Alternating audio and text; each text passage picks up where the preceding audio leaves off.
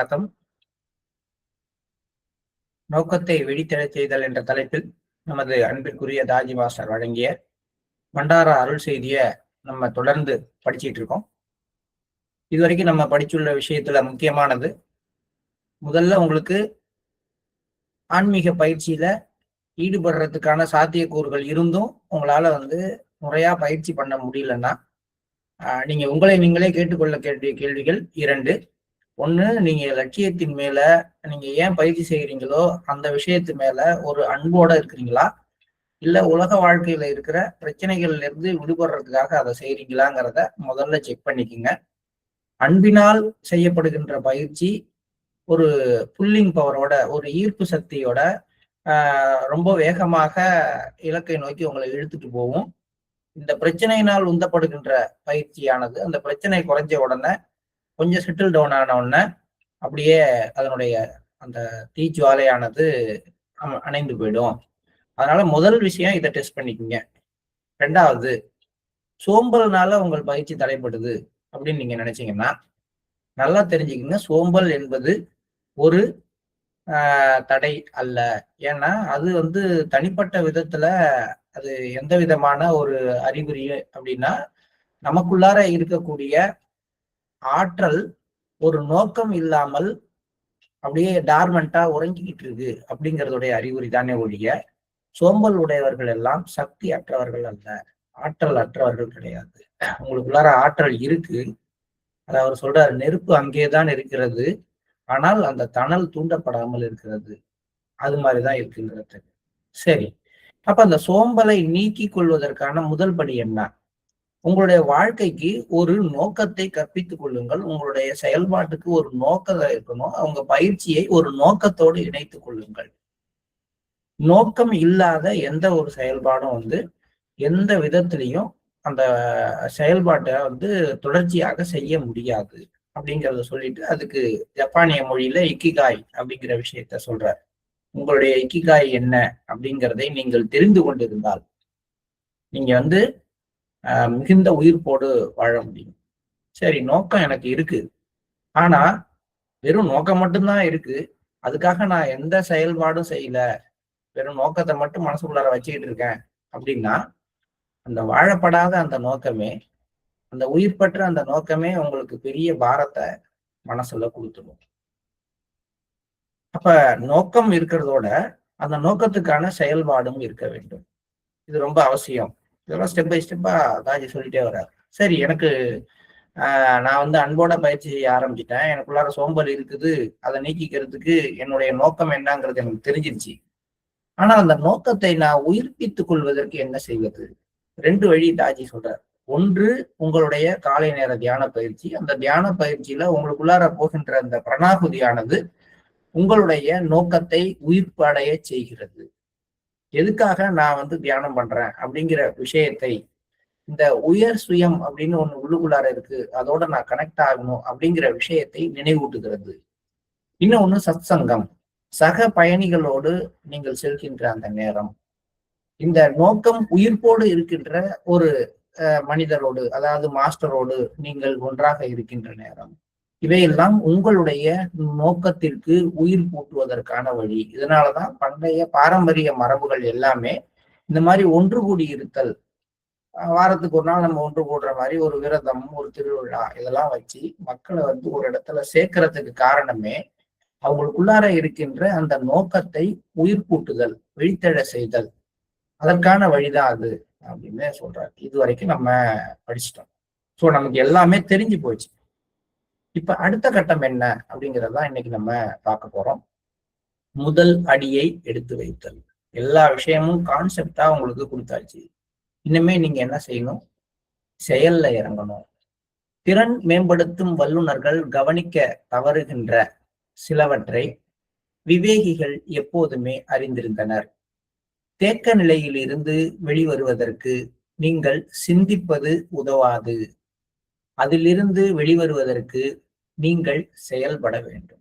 ரொம்ப ரொம்ப ரொம்ப முக்கியமான ஒரு விஷயம், ரொம்ப நுட்பமான விஷயம், ரொம்ப சாதாரணமான விஷயம், ரொம்ப எளிமையான விஷயம். ஏன்னா நுட்பமான விஷயங்கள்லாம் ரொம்ப எளிமையாகவும் சாதாரணமாகவும், உங்களுடைய திறனை மேம்படுத்துறதுக்காக நிறைய ஸ்கில் டெவலப்பர்ஸ்லாம் இருக்காங்க. நீங்க அப்படி இருந்தா உங்க வியாபாரத்துல ஜெயிச்சிடலாம், இப்படி இருந்தா உங்க அலுவலகத்துல நீங்க முதல் ஆளா வந்துடலாம், அதுக்காக நாங்க ட்ரைனிங் நடத்துறோம் அப்படின்னு ஆன்லைன்ல நேரா இந்த ஸ்கில் டெவலப்மெண்ட் ட்ரைனர்ஸ் எவ்வளவு பேர் இருக்கிறாங்க. பட் அவங்க எல்லாருமே சொல்லாத ஒரு விஷயம், அல்லது அவங்க சொல்லும் பொழுது மறந்து போகின்ற ஒரு விஷயம், அல்லது முக்கியத்துவம் கொடுக்காத விஷயம் என்ன?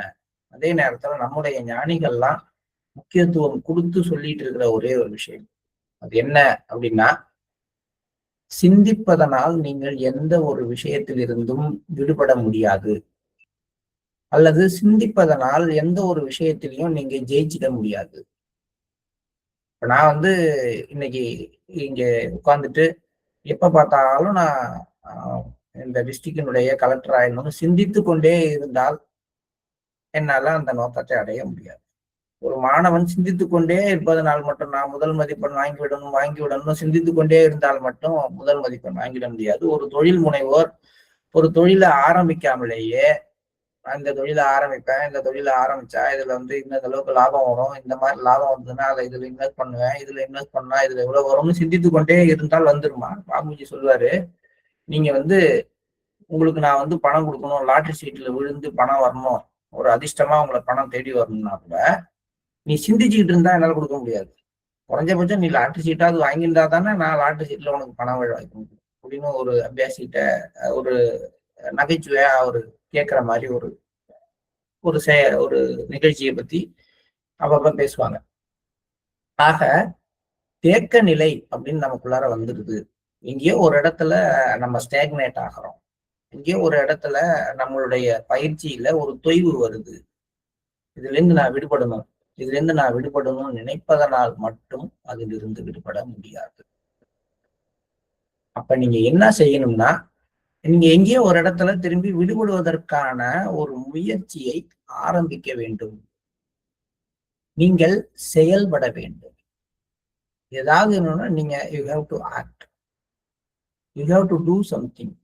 செய்யாமல் ஏதாவது ஒண்ணு செய்யாம நீங்க வெளிப்பட்டு வந்துட முடியும் அப்படின்னு நினைச்சீங்கன்னா அது சாத்தியமே கிடையாது. நினைப்பதனால் அது முடியாது.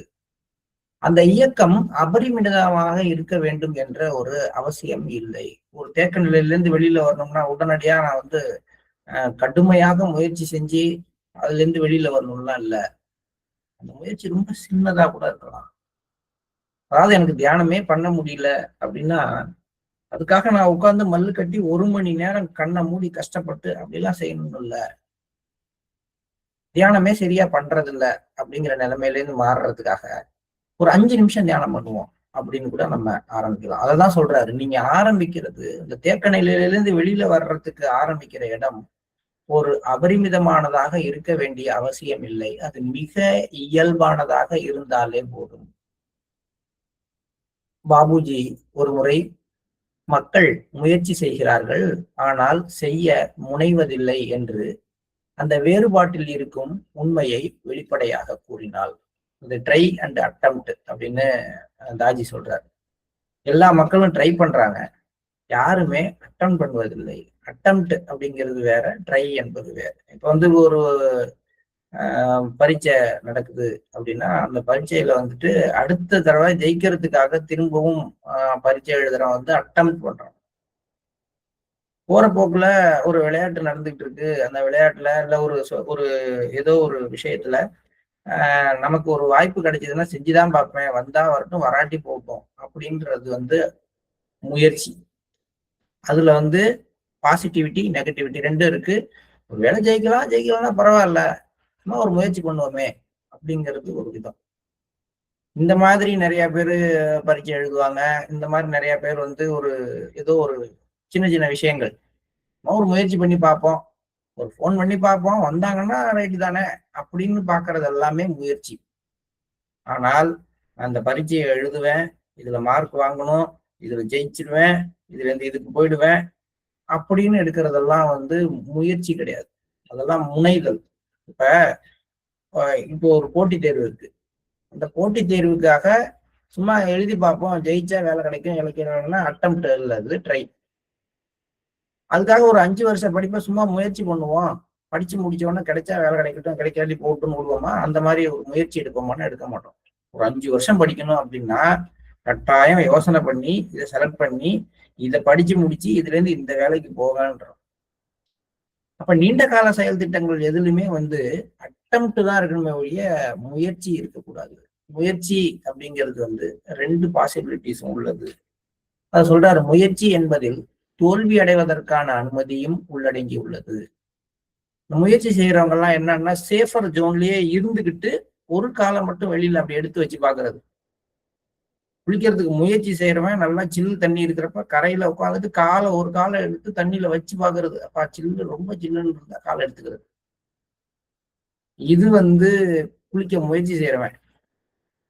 குளிச்சே ஆகணுங்கிறவன் கரையில இருந்து தம்முன்னு தண்ணிக்குள்ளார குளிச்சிடும். 2 காலையும் எடுத்துட்டு குளிச்சிடும். அது அட்டம்ப்ட். ஏன்னா குளிச்சே ஆகணும் அவன். இவன் காலை வச்சு பார்ப்பான், எடுத்துக்குவான். காலை வச்சு பார்ப்பான், எடுத்துக்குவான். ஏன்னா உடம்பு சூட்டை விட தண்ணி ரொம்ப ஜில்லுன்னு இருக்கு. இந்த காலுக்கும் அந்த காலுக்கும் டிஃபரன்ஸ் தெரியுது. தெரிஞ்சவொன்னா வேண்டாம் அப்படின்னு முடிவு பண்ணு.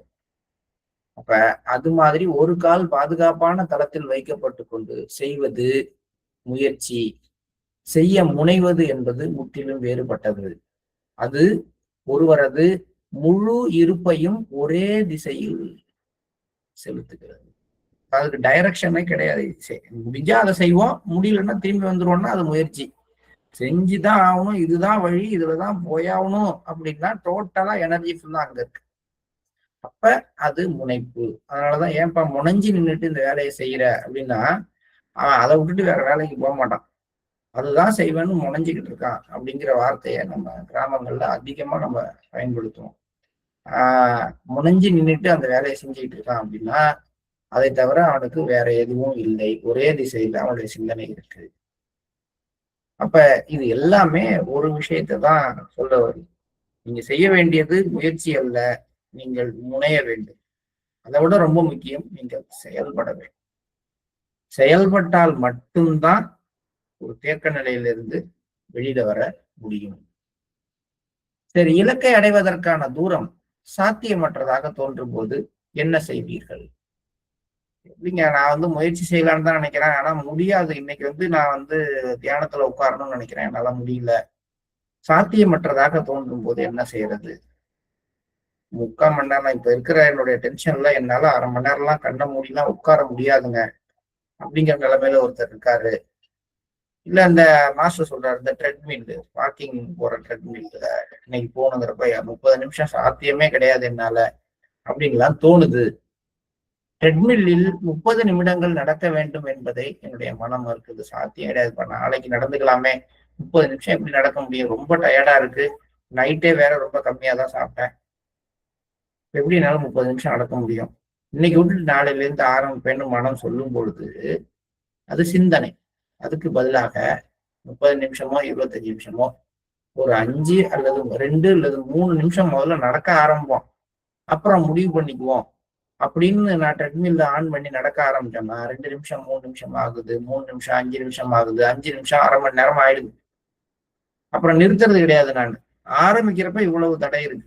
இது நீங்க ட்ரெட்மில்லு கூட அப்புறம் நீங்க காலையில எழுந்திரிக்கிறத பாருங்களேன், கொஞ்சம் அப்புறம் எந்திரிப்போம் இப்புறம் எந்திரிப்போம்னு இல்லாம முதல்ல மனசு சொல்ற எதையும் கேட்கக்கூடாது, முதல்ல செயல்பாட்டுல இறங்கிடணும். காலையில எந்திரிக்கிறதுல உள்ள சூட்சமா என்னன்னா, காலம்புரை எந்திரிக்கும் போது மனசு என்னன்னா சொல்லும், கொஞ்சம் நேரம் கழிச்சு எந்திரிக்கலாம், இது முதல்ல சொல்லும். இன்னொரு 5 நிமிஷம் அப்படின்னு சொல்லும். நைட்டு ரொம்ப லேட்டா தான் படுத்தோம், ஒரு 5-6 மணி நேரம் தூங்கலைன்னா உடம்பு டயர்ட் ஆயிடும், அப்புறம் இன்னைக்கு வேலை செய்ய முடியாது, இது 2ஆவதா சொல்லும். 3ஆவதா சொல்லும், இந்த மாதிரி நம்ம தூக்கம் கெட்டு போச்சு அப்படின்னா அது வேற ஏதாவது பிரச்சனையில கொண்டு போய் விட்டுடும்.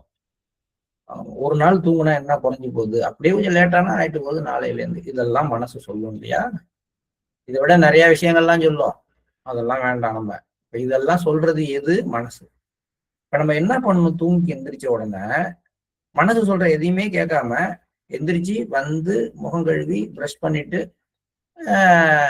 ஒரு காஃபியோ டீயோ குடிக்கிற வரைக்கும் மனசு சொல்ற எதையும் கேட்கக்கூடாது. அதுக்கப்புறம் கேட்டு பாருங்க, திரும்பியும் அது தூங்கட்டும்னு சொன்னா போய் தூங்கிடுங்க. ஏன்னா அவ்வளவு நேரம் கழிச்சு ஒரு விஷயத்த அது ஒத்துக்குச்சுனா, அப்படி உங்களால மனசு சொல்றதை கேட்கவே முடியாத ஆளா இருக்கீங்க, அது மாதிரிலாம் சிந்தனை வந்துருதுங்கன்னா அதுக்கிட்ட சொல்லுங்க. என்ன சொல்லலாம், நீ சொல்றதெல்லாம் ரைட்டு, தூங்குவோம். அதுக்கு முன்னாடி எந்திரிச்சு முகம் கழுவி பல்லு விளக்கி காஃபி குடிச்சிட்டு திரும்பி போய் தூங்குவோம் அப்படின்னு சொல்லி பாருங்க. சொல்லிட்டு நீங்க இங்க வாங்க. ஏன்னா ஒரு சில நாள் நான் இதை ஹேண்டில் பண்ணுவேன். எப்படின்னா நீங்களே பார்க்கலாம், நம்ம வாட்ஸ்அப்ல போடும் பொழுது எல்லாம் சில நேரங்கள்ல 1 மணிக்கு படுவேன். திரும்பி 4 மணிக்கு எந்திரிக்கணும், 5 மணிக்கு நம்ம செஷன் உட்காரணும். இப்ப என்ன தோணும் 4 மணிக்கு அப்படின்னா, இன்னைக்கு பேசாம நம்ம நிறுத்திடுவோமான்னு தோணும். 1 மணியை கிராஸ் பண்ணா நிறுத்திடுவேன், அது வேற விஷயம். 1 மணிக்குள்ளார தூங்கிட்டேன் அப்படின்னா நமக்கு ஒரு 3 மணி நேரம் தூக்கம் போதும், நம்ம எந்திரிச்சிடலாங்கிற தைரியம் இருக்கும்போது தான் படுக்கிறேன். அதனால நிறுத்திடலாங்கிற எண்ணம் வந்துடும். அடுத்து என்ன வரும்னா, இன்னும் ஒரு 1/2 மணி நேரம் கழிச்சு நம்ம எந்திரிக்கோமே, 4:30க்கு எந்திரிச்சா கூட செஞ்சுக்கலாமே, ஏன்னா அப்புறம் தான் இது 1/2 மணி நேரம் இருக்குது அப்படின்னு ஒரு எண்ணம் வரும். 3வது, அப்படி நம்ம 4:30 மணிக்கு எந்திரிக்க முடியலன்னா கூட என்ன பண்றது, வேற யாரையாவது விட்டாவது இன்னைக்கு பேச சொல்லிக்குவோமா எல்லாம் வரும். இது ரொம்ப எக்ஸ்ட்ராடினரியா ஒரு ரொம்ப டயர்ட்னஸ் வர அன்னைக்கு வருதுன்னு வச்சுக்கோங்களேன். அப்ப நான் என்ன செய்யறதுன்னா, சரி செய்வோம். அப்படி இல்லைன்னா நம்ம என்ன பண்ணுவோம், எந்திரிச்சு பல்லு விளக்கிட்டு குளிச்சுட்டு ரெடி ஆகி உட்காந்துருவோம்.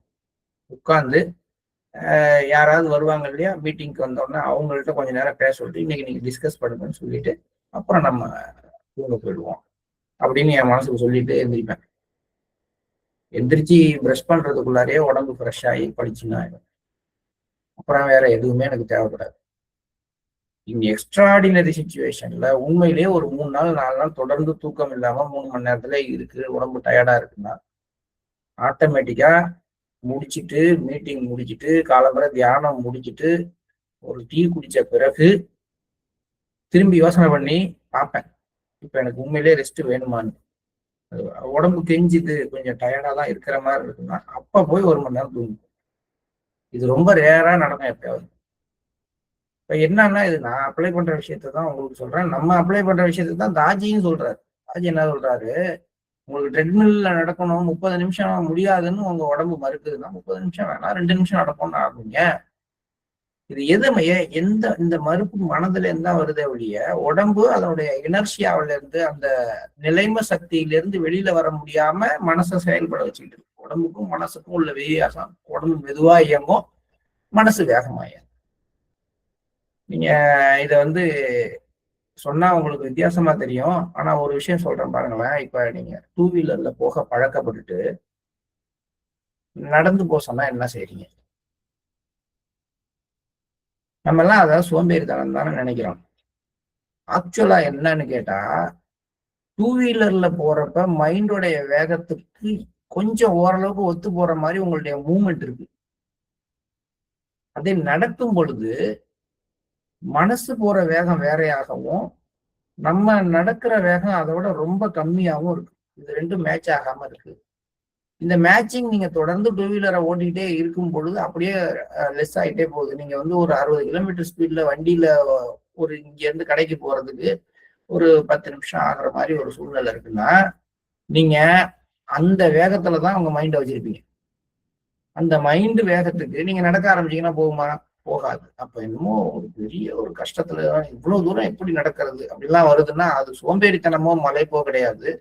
மனதின் வேகத்துக்கும் உடலில் வேகத்துக்கும் இடையில உள்ள மேட்சிங் குறைஞ்சு போயிருக்கு. இப்ப இந்த மாதிரி இருக்கிறவங்க வண்டியை விட்டு கீழே காலை வைக்க மாட்டாங்க. வேகமா போயிட்டு இருக்கவங்க வண்டியை நிறுத்திட்டு ஏதாவது ஒரு பொருளே வாங்க மாட்டாங்க. வீட்டுக்கு வீட்டுக்காரங்கள்ட்ட சொல்லுவாங்க, இல்ல வீட்டுக்காரர்கிட்ட சொல்லுவாங்க, இல்லைன்னா பையன்கிட்ட சொல்லி பொண்ணுகிட்ட போய் இது வாங்கிட்டு வாங்க.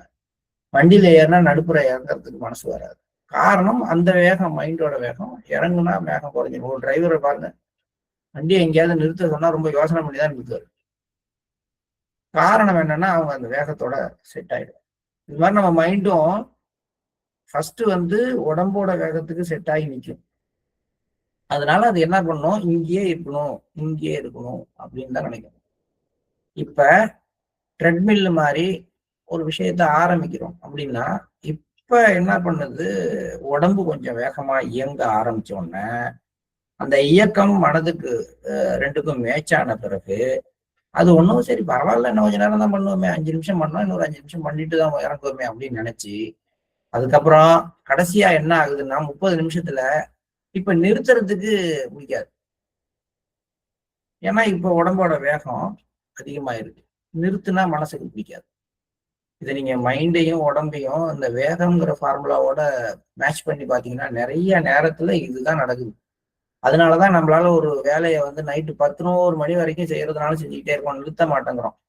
காலம்புற 4:30 மணிக்கு எந்திரிக்கணும்னா எந்திரிக்க மாட்டேங்கிறோம். என்ன அப்படின்னா, இந்த உடம்பு செட்டில் ஆயிடுச்சுன்னா மைண்ட் வந்து அதனுடைய வேகத்தை குறைச்சிக்கிட்டு கீழே போயிடுது. உடம்பு வந்து வேகமா போயிடுச்சுன்னா மைண்ட் வந்து அதனுடைய வேகத்தை இன்க்ரீஸ் பண்ணிட்டு கீழே இறங்க மாட்டேங்குது. இது நமக்கு உள்ள ஒரு பிரச்சனை. இதை நல்லா நீங்க கரெக்டா புரிஞ்சுக்கிட்டாலே காலையில தேவை என்ன அப்படின்னா மனசை செயல்பட விடக்கூடாது, உடம்ப ஆக்டிவேட் பண்ணணும். நைட்டு தேவை என்னன்னா மனசை அமைதிப்படுத்தக்கூடாது, உடம்ப எவ்வளவு சீக்கிரம் ரெஸ்ட்ல போடணுமோ போட்டணும். புலன்களை எவ்வளவு சீக்கிரம் ரெஸ்ட்ல போடணுமோ போட்டுட்டீங்கன்னா மைண்டு ஸ்லோ டவுன்.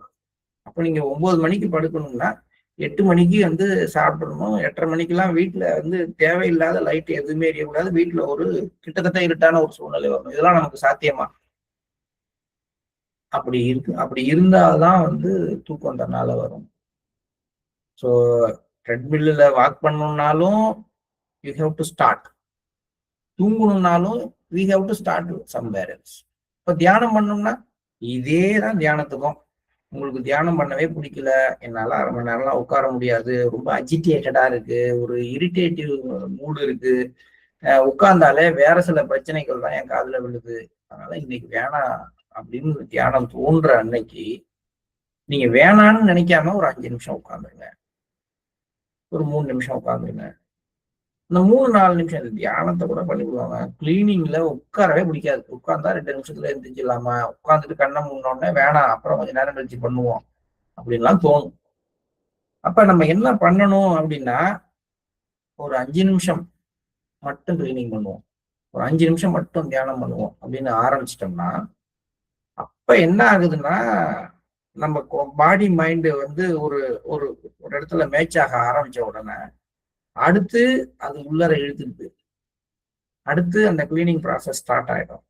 நம்ம அதுக்கப்புறமேட்டுக்கு ஒரு அந்த எதிர்ப்புணர்வு போய் அப்ப அந்த எதிர்ப்புணர்வு என்பது ஆரம்பிக்கிறப்ப மட்டும்தான் இருக்கு.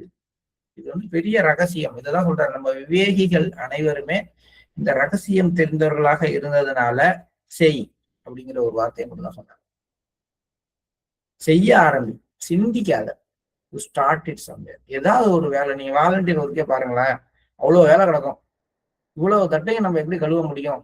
10 பேரை கூட்டிட்டு வந்து கழுவுவோம்னு நினைச்சுக்கிட்டே இருந்தீங்கன்னா இவரை கூட்டு வரதுக்குள்ள அவர் கிளம்பிடுவார், அவரை கூட்டு வரதுக்குள்ள அவர் கிளம்பி. நீங்க ஒருத்தரா இறங்கி முதல்ல 4 தட்டை கழுவ ஆரம்பிச்சிருங்க. வர்றவங்களாம் வரீங்களா பிரதர்னு கேட்க ஆரம்பிங்க. கொஞ்ச நேரத்துல பாத்தீங்கன்னா அந்த இடத்துல கூட்டம் முடியும். எந்த வேலையா இருந்தாலும் சரி, எவ்வளவு கடுமையான வேலையா இருந்தாலும், அவ்வளவு பெரிய கல்ல எப்படிங்க 2 பேர் தள்ளுறது அப்படின்னா சும்மா போய் தள்ளி பாருங்க. நடுப்புற ஏதாவது ஒரு குச்சியை கொடுத்து தூக்கி பார்த்துட்டு இருங்க. என்ன பிரதர் செய்றீங்கன்னு ஒருத்தர் கேட்க வருவாரு, அவரு இன்னொரு பிரதரை கூப்பிடுவாரு, இன்னொருத்தவங்க வருவாங்க. போற போக்குல 2 பேர் வந்து தள்ளி விட்டு போயிடுவாங்க, கல்லு நகர்ந்துடும். ஆனா நீங்க உட்கார்ந்து அந்த கல்லுக்கு பக்கத்துல இப்படியே யோசனை பண்ணிக்கிட்டு இதை எப்படி தூக்கலாம், கிரேனை வர சொல்லலாமா, பொக்லின் கொண்டு வந்து நவுத்திடலாமான்னு நினைச்சிட்டு இருந்தா நல்ல நல்ல திட்டங்கள்லாம் மனசுல வருமே ஒழிய கல்லு நகரவே நகராது. ஆக இது வாழ்க்கையில, பயிற்சி முறையில எல்லாத்துலயும் ஒரே ஒரு சூத்திரம் தான், you have to start somewhere. அந்த ஸ்டார்ட் வந்து ரொம்ப பெருசா பயங்கரமா இருக்கணுங்கிற அவசியம் கிடையாது. ரொம்ப இயல்பா ரொம்ப சாதாரணமான ஒரு முயற்சியாக இருந்தால் கூட போதும். அதுதான் சொல்றாரு, ட்ரெட்மில்ல 30 நிமிஷம் அப்படிங்கிறதுக்கு வந்து பெரிய திட்டம்லாம் தேவையில்லை, ஒரு 2 நிமிஷம் நீ செய்வோம் அப்படின்னு ஆரம்பித்தால் அது வந்து உங்களை வேற இடத்துக்கு கொண்டு போயிடும். இந்த ட்ரெட்மில் பாபுஜியும் இதை சொல்லியிருக்காரு. எனக்கு வந்து சில நேரங்கள்ல சுத்தமா தியானம் பண்ணவே எனக்கு மனசு வராது, தியானத்துல உட்காரவே தோண மாட்டேங்குது. ஆனால் அதை தாண்டி நான் வந்து தியானத்துல உட்காந்துட்டேன் அப்படின்னா அதுக்கப்புறம் நான் வந்து எப்ப கண்ணு முழிக்கிறேன்னு எனக்கு தெரிய மாட்டேங்குது, அந்த அளவுக்கு ஆழ்ந்து போயிடுறேன். தியானம் பண்ணவே விருப்பம் இல்லாம இருக்கிற ஒரு மனசு உட்கார்ந்து 2 நிமிஷத்துக்கு அப்புறம் ஆழ்ந்து போய் எப்ப எந்திரிக்கணும்னு தெரியாத அளவுக்கு ஆழ்ந்து போதுங்கிறார்.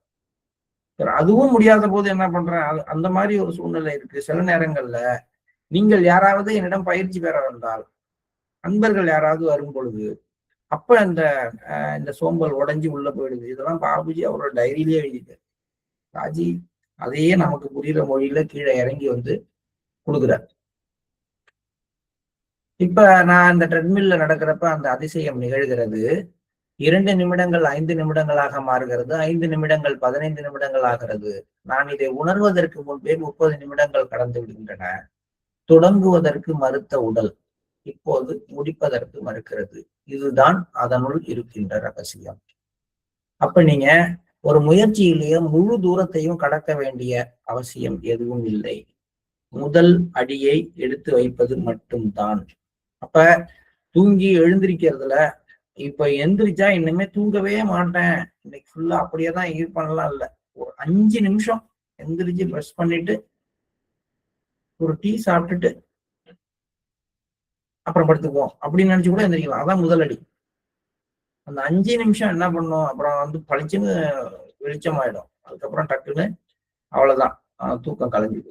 என் பிரச்சனை என்னன்னா தூக்கம் கலையக்கூடாதுன்னு உள்ளுக்குள்ளார நினைச்சுக்கிட்டே எந்திரிச்சா எப்படி எந்திரிக்கிறது? அப்ப தூக்கம் கலையக்கூடாதுன்னு சொல்ற மனசுகிட்ட ஒன்னே ஒண்ணு சொல்லிக்கங்க, தூக்கம் கலைய வேண்டாம், இந்த வேலையை செஞ்சுட்டு திரும்பி தூங்கிடுவோம். இது வந்து பிள்ளைங்களை தான் எழுப்பி விடுறப்ப அதான் எந்திரிச்சு இந்த டீயை குடிச்சிட்டு படுத்துக்கப்பா, வாயை கொப்பிடிச்சிட்டு. அப்படிதான் எங்க அம்மா எல்லாம் எழுப்பிடுவாங்க சின்ன பிள்ளை. எங்க வாயை கொப்பிடிச்சிட்டு டீ குடிச்சோன்னா எங்கே தூக்கம் வரும்? அப்புறம் புத்தகத்தை எடுத்து வைக்கணும். இது மாதிரி குழந்தைங்களை எழுப்பி விடுற தாய்மார்கள் தான் இருக்கிறாங்க. அவங்களுக்கு இந்த விவேகமும் இருக்கிறது. நீங்கள் முழு தூரத்தையும் கடக்க வேண்டியதில்லை, முதல் அடியை எடுத்து வைப்பது மட்டும்தான் தேவைப்படுகிறது. ஒரு முறை இயங்க தொடங்கிவிட்டால் மனோசக்தியை விட வலிமையான ஒன்று அதை ஆட்கொண்டு விடும். ரகசியத்தை சொல்றாரு பாருங்க. நீங்க காலையில எந்திரிச்சு ஒரு முறை நீங்க இந்த மூமெண்ட் உங்களோடது, அதாவது உடலை இயக்க வைக்கிறது உங்களோடது. அதன் பிறகு மனோசக்தியை விட வலிமையான ஒன்று, அது என்னன்னு புரியுதா? மாஸ்டருடைய சங்கல்பம். இப்போ மாஸ்டருடைய சங்கல்பம் செயல்படணும்னா நம்ம ஆரம்பிக்கணும். ஆரம்பிச்சிட்டீங்கன்னா இழுத்துட்டு போறது அவருடைய சங்கல்பம், தெய்வீக சக்தி. நான் இப்படியே உட்கார்ந்துக்கிட்டு தெய்வீக சக்தி கிட்ட சொல்லக்கூடாது. ஏதாவது ஒண்ணு. இப்ப தெய்வீக சக்திங்கிறது என்ன? ஒருத்தர் அடிபட்டு கிடக்குறாரு, அவருக்கு வந்து அரை நினைவு தான் இருக்குது, கை காலை அசைக்காம அப்படியே போன மாதிரி கிடந்தா சரி போயிடுச்சுன்னு தான் நினைப்பாங்க எல்லாரும். மெல்லமா ஒரு கையை எடுத்துட்டு ஒரு முழங்குனா, உயிர் இருக்கா தூக்குடா. அப்ப வந்து இந்த தூக்குடான்னு சொல்றதெல்லாம் யாரு? தெய்வீக சக்தி சுத்தி நிக்கிறது, ஒவ்வொருத்தர் உள்ளாரையும் செயல்பட்டு ஹெல்ப் பண்ணுது. ஆனா அதுக்கு முன்னாடி உங்க சைட்ல இருந்து நீங்க ஒரு சின்ன அசைவு கொடுக்க வேண்டியிருக்கு. அசையாம கிடந்தா அதுதான் மயக்கம் போட்டாரா, விழுந்துட்டாரா, யோசனை பண்ணிட்டே இருப்பாங்க. ஒரு ஒரு ஒரு ஒரு சின்ன உதறல் இருந்தா கூட உடனடியாக அங்க வெளிப்புறத்துல இருந்து உதவி வந்துடுற மாதிரி உங்கள் மனோசக்தியை தாண்டிய ஒரு உதவி உங்களுக்கு வர முடியும். முடிவடையாத நடைப்பயணம், அது தொடங்குவதை காட்டிலும் விட்டு விடுவது இப்போது கடினமானதாக மாறுகின்றது. ஒரு சின்ன ட்ரெட்மில்ல வாக் பண்றத வச்சுக்கிட்டு எவ்வளவு அழகா நமக்குள்ளார அன்னன்னைக்கு என்னென்ன போராட்டம் அப்படிங்கிற விஷயத்தெல்லாம் ராஜி விளக்கியிருக்காங்க பாருங்க. படுக்கையில் இருந்தபடி 100 செயல் திட்டங்களை திட்டமிடுவதை காட்டிலும் முழு கவனத்துடன் செய்யப்படுகின்ற ஒரு செயலானது தமஸ் என்னும் குணத்தை எளிதில் தகர்த்துவிடும். இப்ப நம்மகிட்ட இருக்கிற தாமச குணத்தை உடைக்கணும்னா ஒரே வழி என்ன? வேலை செய்யணும். அந்த வேலை பெருசா இருக்கணுங்கிற அவசியம் கிடையாது. ஒரு சின்ன சின்ன விஷயங்கள், அந்த சின்ன விஷயத்துல நீங்க தாமச குணத்தை உடைச்சிங்கன்னா அது பெரிய விஷயத்துல வந்து சேரும். பெரிய பெரிய விஷயங்கள்ல இருக்கக்கூடிய அந்த எனர்ஜியாவை உடைச்சு விடும். சின்ன சின்ன விஷயத்துல உள்ள தாமச குணங்கள் என்னன்னு பாத்தீங்கன்னா, வீட்டுக்குள்ளார என்டர் ஆகிறதுக்கு முன்னாடி உங்க வீட்டுல இருக்கிற செப்பல் ஸ்டாண்ட்ல செப்பலை கழட்டி வைக்கிறது. இதுல என்ன சார் தாமச குணம்னா, அந்த செருப்பை கழட்டி வேகமா வந்துருப்போம் இல்லையா, நின்று நிதானிச்சு அந்த வேகத்துக்கு கீழே இறங்கி அதுல அந்த செப்பலை எடுத்து ஸ்டாண்ட்ல வைக்கிறதுக்கு உங்களுக்கு ஒரு ஒரு சேவை தேவை. நான் ஏற்கனவே சொன்ன மாதிரி காலையில எந்திரிக்க முடியாதது மட்டும் தாமச குணம் இல்லை. ஒரு வேலையை செய்து கொண்டிருந்தால் அதை நிறுத்துவதற்கு விருப்பம் இல்லாமல் இருக்கிறதும் தாமச குணம் தான் என்னை பொறுத்த வரைக்கும். இது சரியா தப்பான்னு நீங்க ஆராய்ச்சி பண்ணீங்க. ஏன்னு கேட்டா, எந்திரிக்க விரும்பாததுங்கிறது இயக்கமற்ற நிலையில இருந்து இயக்க நிலைக்கு வர்றதுக்கு சோம்பேறித்தனப்படுறது. நிறுத்த இயலாமை அப்படிங்கிறது இயக்க நிலையிலிருந்து இயக்கமற்ற நிலைமைக்கு போறதுக்கு சோம்பேறித்தனப்படுறது. இப்போ ரெண்டுமே தாமசம் நினைச்சா ஆச்சரியமா இருக்கு இல்லையா நமக்கு? ஆனா தாமசம் தான். இந்த தாமசம் உள்ள மனிதர்கள் ஒரு வேலையை ஆரம்பிக்கிறதையும் கஷ்டப்படுவாங்க, நிறுத்த சொன்னாலும் வருத்தப்படுவாங்க. செப்பல் ஸ்டாண்ட்ல செப்பலை போட்டுட்டு அழகா எடுத்து வச்சுட்டு போகணும் அப்படின்ற ஒரு ஒரு நிதானம் அந்த வேகத்துல இருந்து வந்துச்சுன்னா நீங்க அங்க உங்க தாமசத்தை உடைக்கிறீங்க. சாப்பிட்ட உடனே தட்டை எடுத்துட்டு போய் வாஷ் பண்றீங்க அப்படின்னா உங்க தாமசம் உடையுது. தூங்கி எழுந்த உடனே பெட்ல இருக்கக்கூடிய உங்களுடைய அந்த போர்வைய தலையணை எல்லாத்தையும் சீர் செய்றீங்க அப்படின்னா உங்களுடைய தாமச குணம் உடையுது. அதனாலதான் பெரிய பெரிய விஷயங்கள்லாம் ஆசார கோவைன்னு ஒரு புத்தகம். பெரிய பெரிய விஷயங்கள்லாம் அது சொல்லாது. ரொம்ப சின்ன சின்ன விஷயங்களை எப்படி நீங்க கடைபிடிக்க வேண்டும் அப்படின்னு சொல்லுவோம். இந்த சின்ன சின்ன விஷயங்கள் மனிதன்கிட்ட இருக்கக்கூடிய சோம்பேறித்தனத்தை, அந்த தாமச குணத்தை உடைக்கிறது. இதெல்லாம் ஆச்சாரம் அப்படின்னு சொல்லி வச்சிருந்தாங்க. ஆனா உண்மையிலேயே அது ஆச்சாரம் கிடையாது, தாமச குணத்தை உடைப்பதற்கான பயிற்சி. இங்கெல்லாம் நீங்க எடுக்கிற பயிற்சி, இப்ப இங்க நிறுத்துறதுக்கும் ஆரம்பிக்கிறதுக்கும் நான் பயிற்சி எடுத்தோம்னா அதே விஷயம் இன்னொன்னுலயும் பயன்படுதா இல்லையா? ட்ரெட்மில்ல பயன்படுற அதே பயிற்சி தியான பயிற்சிக்கு உதவுதா இல்லையா? அப்ப சின்ன சின்ன விஷயங்கள்ல நம்ம எப்ப சோம்பேறித்தனப்படுறோம் அப்படிங்கிறத கவனிச்சு அதை சரி பண்ண ஆரம்பிச்சோம்னா பெரிய விஷயங்கள் தானாகவே மாறிவிடும். முழு கவனத்துடன் செய்யப்படும் ஒரு செயல் தமஸ் என்னும் குணத்தை எளிதில் தகர்த்துவிடும். அதனால்தான் பகவத்கீதை மிக உன்னதமானவற்றை சிந்தியுங்கள் என்று கூறாமல் ஏதேனும் ஒன்றை செய்யுங்கள் என்று கூறுகிறது. அது சரியானவற்றை செய்யுங்கள், மனம் கவரும் விஷயங்களை செய்யுங்கள் என்றோ கூறவில்லை, ஏதேனும் ஒன்றை செய்யும். அதுதான் நானும் சொல்லுவேன். நீங்க தியானத்தை சரியா செய்யுங்கன்னா சொல்ல, ஏதாவது ஒரு விஷயத்தை சரியா செய்ய ஆரம்பிங்க. அந்த தேக்க நிலையை அதுல உடைக்க ஆரம்பிங்க. அது இதுக்கு இம்ப்ளிமெண்ட் ஆகும். இந்த தாமச குணம் அதிகம் நமக்குள்ளார இருக்குங்கிறது எப்ப நமக்கு தெரியும் அப்படின்னா, நாம இயங்கிக்கிட்டு இருக்க இயக்கத்துல இருந்து கட் பண்ணி இன்னொருத்தவங்க நமக்கு ஒரு வேலையை சொன்னோம்னா நமக்கு எரிச்சல் வருது அப்படின்னாலே நமக்கு தாமச குணம் இருக்குன்னு அர்த்தம். நீங்க டிவி பார்த்துட்டு உட்காந்துருக்கீங்க, உங்களை கடைக்கு போக சொல்லி சொல்றாங்க அப்படின்னோடனே ஒரு எரிச்சல் வந்துச்சுனாலே நீங்க இதுல இருந்து இன்னொரு கண்டிஷனுக்கு போகிறதுக்கு மனம் விரும்பவே இல்லை. அல்லது நீங்க வெளியில போகணும், எங்கேயாவது போயிட்டு இருக்கணும் அப்படின்னு நினைக்கிறீங்க, இல்ல கொஞ்ச நேரம் வெயிட் பண்ணுங்க அப்படின்னு சொன்னா உங்களுக்கு கோபம் வந்துச்சுன்னா நீங்க தாமச குணத்தோட. ஸோ அந்த வேகத்தை நிறுத்துறதுக்கு, கூட்டுறதுக்கு, குறைக்கிறதுக்கு எல்லாத்துக்கும் நான் தயாரா இருக்கும் பொழுது மட்டும்தான் எனக்கு உள்ளார இருக்கும். ஸோ சரியானதை செய்யணும், முறையானதை செய்யணும், நல்லதை செய்யணும் அப்படிலாம் இல்லை. நீங்க செய்வது எதையாக இருந்தாலும் you have to start somewhere. மாறாக ஏதேனும் ஒன்றை செய்யுங்கள் என்றே கூறுகிறது. உடல் இயங்கிக் கொண்டும் கைகள் வேலை செய்து கொண்டும் மனம் ஏதோ ஒன்றின் மீது கவனம் செலுத்தி கொண்டும் இருப்பதே முக்கியமானது. ரொம்ப இதனாலதான் நம்ம ஏதாவது ஒண்ணு செஞ்சுக்கிட்டு இருந்தப்பா, சும்மா இருக்காதீங்க, ஐடியலா இருக்காதீங்க அப்படின்னு சொல்றதுக்கு காரணம், நம்மளை எப்பயுமே ஆக்டிவா வச்சுக்கணும். ஏதாவது ஒரு விஷயத்துல ஈடுபட்டு ஆக்டிவா. அதனாலதான் மாஸ்டர் என்ன பண்றாரு, காலம்பரை தியானம் பண்ணிட்டு அப்படியே விட்டுருவீங்கிறதுனாலதான் இவ்வளவு விஷயங்கள் HFN வச்சிருக்கிறாரு, ட்ரைனிங் ப்ரோக்ராம் வச்சிருக்கிறாரு, ஆசிரமத்துல வாலண்டியர் ஒர்க் வச்சிருக்கிறாரு, பண்டாரா வைக்கிறாரு. ஏன் ஒரு நாளைக்கு அரை மணி நேரம் அப்புறம் நான் எதுவுமே செய்ய மாட்டேன், பேசாம இருப்பேன் அப்படின்னா என்ன ஆகும்? உண்மையிலேயே உங்களுக்குள்ளார தூண்டி விடப்பட்டுடுச்சு அப்படின்னா நீங்க சும்மா இருக்க மாட்டீங்க, ஏதாவது ஒண்ணு செய்வீங்க, புக்கு படிப்பீங்க, அது பண்ணுவீங்க, இது பண்ணுவீங்க, மாஸ்டர் பத்தி ஒரு கட்டுரை எழுதலாமான்னு நினைப்பீங்க. ஆனா கொஞ்சம் டல்லா ஆயிடுச்சுன்னா எதுவுமே பண்ண மாட்டேன். இந்த எதுவுமே பண்ணாம இருக்கிறது தியானமும் பண்ண விடாம. ஏதாவது ஒன்றை செய்யுங்கள், எங்கேயாவது ஆரம்பிங்க. உங்களுக்கு தியானம் பண்ண பிடிக்கலையா, புக்கு படிக்க ஆரம்பிங்க. புக்கு படிக்க பிடிக்கலையா, வாலண்டியர் ஒர்க் பாருங்க. வாலண்டியர் ஒர்க்கும் பார்க்க பிடிக்கலையா, HFN போய் நடத்துங்க. எங்கேயாவது ஆரம்பிங்க, ஏதாவது செய்யுங்க. நீங்க மெடிடேஷன் பண்ணல, கிளீனிங் பண்றதுக்கு பிடிக்கல, ரொம்ப டல்லா ஆயிடுச்சுன்னா அது அங்க முட்டி மோதிக்காம மாஸ்டர் வச்சிருக்கிற வேற ஏதாவது ஒரு வாய்ப்பை போய் செய்ய ஆரம்பிங்க. அப்ப இதுதான் இருண்ட அறைக்குள் வெளிச்சத்தை உள்ளே அனுமதிக்கும் ஒரு சிறு துவாரம். அந்த ஒரு துவாரத்து வழியா வர்ற வெளிச்சம் ஒரு இடத்துல மட்டுமா படப்போது, அந்த அறை முழுவதையும் வெளிச்சமாக்க போகிறது. உங்களிடம் ஆற்றல் உள்ளதா என்று ஒருபோதும் உங்களிடமே கேட்டுக்கொள்ள வேண்டிய அவசியம் இல்லை. உங்களிடம் அது எப்பொழுதும் உள்ளது. அந்த ஆற்றல் எதற்கானது என்பது உங்களுக்கு நினைவிருக்கிறதா என்பதுதான் கேள்வி. நினைவில் கொள்வது என்பது ஒரு மனப்பயிற்சி அல்ல, அது ஒரு பழக்கம். அதுதான் தியானம், அதுதான் டிரான்ஸ்மிஷன். அது உங்கள் இதயம் எப்போதும் அறிந்திராத ஒன்றான தடம்.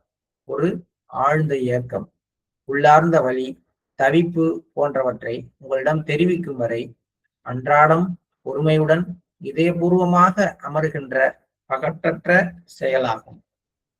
உங்கள் சோம்பல் உங்கள் உந்து சக்தியை அழிக்கவில்லை, மாறாக அதை புதைத்து வைத்திருக்கிறது. புதைக்கப்பட்ட ஒன்றை மீண்டும் கண்டறிந்து விடலாம். தீவிர முனைப்பு என்னும் நெருப்பு இன்னும் அங்குதான் உள்ளது. அது உறங்கிக் கொண்டிருக்கிறது. நோக்கம் என்னும் ஒரு சுவாசத்தினால் அதை விழித்தெழச் செய்யலாம். அது வெறும் முயற்சி மட்டுமே செய்பவர்களுக்கானது அல்ல, உண்மையில் செய்ய முனைபவர்களுக்கு உரியது. ஓயாதீர்கள். Rest not. பிரார்த்தனையுடன் கமலேஷ், 12 பிப்ரவரி 2026, ஷாஜகான். இந்த கடைசி 2 பாராக்களுக்கு நம்ம விளக்கம் சொல்றதை விட இதை நீங்க மீண்டும் மீண்டும் படிக்கும் பொழுது இதுவே நமக்கு உத்வேகமாக அமைந்தது. அதனால நம்மகிட்ட ஆற்றல் இருக்கான்னு நம்ம கேட்டுக்கொள்ள வேண்டியதில்லை. ரொம்ப முக்கியமா சொல்றது, நினைவில் கொள்வது என்பது ஒரு மனப்பயிற்சி மாதிரி அல்ல, அது ஒரு பழக்கமாக மாற வேண்டும். அந்த நினைவில் கொள்வது பழக்கமா மாறுறப்ப அதுதான் தியானம். அங்கதான் டிரான்ஸ்மிஷன் இருக்கு. அப்ப ஒரு ஆழ்ந்த இயக்கம், உள்ளார்ந்த தவிப்பு, வலி போன்றவற்றை அது உங்களிடம் தெரிவிக்கும். அது வரைக்கும் பொறுமையா, அமைதியா, பகட்டற்ற ஒரு நிலைமையில அமர்வதுதான் தியானம். ஸோ தியானம் பண்றது மட்டுமே இது எல்லாத்தையும் ஸ்டெப் பை ஸ்டெப்பா கொண்டு வரும் அப்படிங்கிறத ரொம்ப அழகா மாஸ்டர் சொல்லியிருக்காரு. நிறைய விஷயங்கள் சொல்லிட்டாரு. ஸோ இது எல்லாத்தையும் வரிசைப்படுத்தி கோர்த்து நீங்க உள்ளுக்குள்ளார கொண்டு போனா, ஒண்ணு அன்போட செய்யறோமா அல்லது வெறுப்போட செய்யறோமா, அல்லது அடுத்தது நமக்குள்ளார சோம்பல் இருக்கா, சோம்பல் இருந்தால் அதுல இருந்து வெளில வர்றதுக்கு என்ன வேணும், நோக்கம் வேணும். நோக்கம் இருக்கு, அதுபடி வாழல அப்படின்னா அதுவே பாரம் ஆயிடும். அப்ப அந்த நோக்கத்துக்கு உயிர் பூட்ட என்ன பண்ணணும், தியானம் பண்ணணும், சத்சங்கத்தை அட்டன் பண்ணணும். அதுக்கப்புறமும் என்னால வெளியில வர முடியலன்னா காரணம் என்ன அப்படின்னு கேட்டா, எல்லாம் இருக்கு உங்கள்கிட்ட, நீங்க எங்கேயோ ஒரு இடத்துல ஆரம்பிக்கணும். அந்த ஆரம்பம் ரொம்ப பயங்கரமா இருக்கணும்ன்ற அவசியம் கிடையாது, ரொம்ப படோடாபமா இருக்கணுங்கிற அவசியம் கிடையாது. ரொம்ப சாதாரணமாக ஒரு 2 நிமிஷம் 5 நிமிஷம் அப்படின்னு ஆரம்பிக்கணும். அடுத்தது எப்பயும் நிறுத்தக்கூடாது, ஏதாவது ஒன்றை செய்து கொண்டே இருக்க வேண்டும். இதெல்லாம் நம்ம செய்யும் பொழுது நம்ம கிட்ட இருக்கிற அந்த தடைகள் எல்லாம் தானாகவே உடைந்து சோம்பல் எல்லாம் கரைஞ்சி நம்ம பயிற்சியில தொடர்ச்சியான ஒரு நிலைமைக்கு நம்ம எப்பயும் இருக்க முடியும் அப்படிங்கிற விஷயத்த தாஜி நமக்கு சொல்லியிருக்காரு. ஏன்னா நமக்குள்ளார இருக்கிற எதுவும் அழியில, காணா போயில, உள்ளதான் இருக்கு, புதைஞ்சு கிடக்கு, எடுக்கணும். நெருப்பு மேலதான் சாம்பல் படிஞ்சிருக்கு, ஊதுனா அதனுடைய தணல் வெளியில வந்துடும். அதை விழித்தெழ செய்ய முடியும். ஆனால் சும்மா செஞ்சு பார்ப்போமே அப்படிங்கிறவங்களுக்கானது அல்ல, இதுல முழு முயற்சியோடு இறங்குறவங்களுக்கு தான் இது சாத்தியமாகும். ஸோ ஓய்வடையாதீர்கள், ரெஸ்ட் நாட். அதுதான் மாஸ்டர் நமக்கு கொடுத்துருக்கிற ஒரு பண்டாரா செய்தி.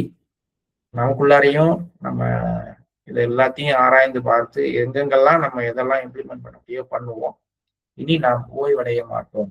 ஒருபோதும் ஆன்மீகத்துல ஓய்வு கிடையாது. Rest not. அந்த ரெஸ்ட் எப்பன்னா இலக்கை அடையும் பொழுதுதான். அது வரைக்கும் நமக்கு ஓய்வு கிடையாது. அதை நம்ம மனதார நம்ம மனதுக்கு சொல்லிக்கொண்டு இன்னைக்கு காலை தியானத்துக்கு செல்வோம். Please start meditation.